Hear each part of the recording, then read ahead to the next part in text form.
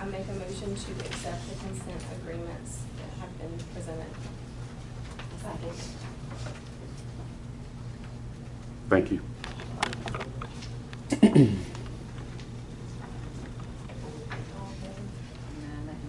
yet, but you're close.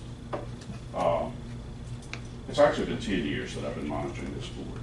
And by the way, welcome to the Louisiana State Board of College. It all began with issues that we're talking about now. It's 10 years later and I'm still here. Whenever y'all just routinely approve these consent agreements, you're going on the premise that everything is working well out there in the field. And I'm just telling you, things are not working well out in the field. I'm sure every one of you knows you just had an inspector to resign for the second time regarding problematic things in the field. It will not be in this next sound-off feature, but it will be in the following sound-off feature. I will display the photographs of the cash money that was associated with that resignation.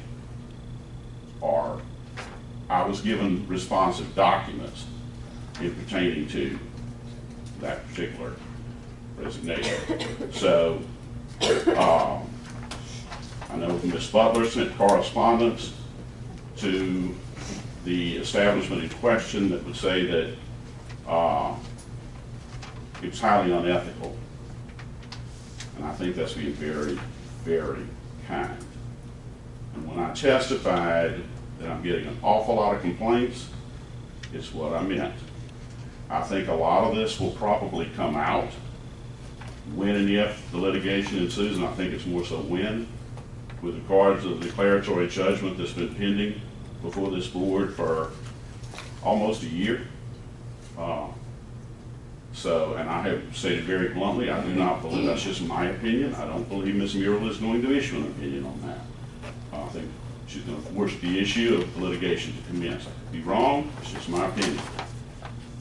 But I wouldn't be here today were it not for a Vietnamese manicurist who contacted me way back in 2015.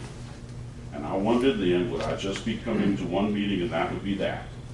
As you can see, I'm here 10 years later. I have published numerous features about the Vietnamese manicurist situation. You have a former inspector that I think we well know, a federal judge said constitutional rights were violated.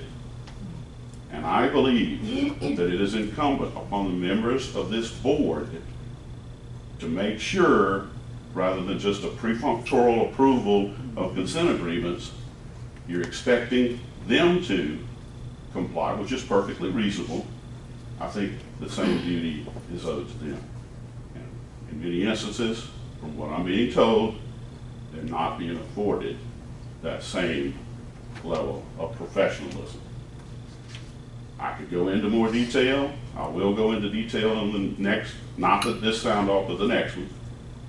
But I'm getting a lot more material. Now I expect to be making considerably more public records requests. I never go forward with things until I have it. I got it with regard to this inspector. So that's gonna be it.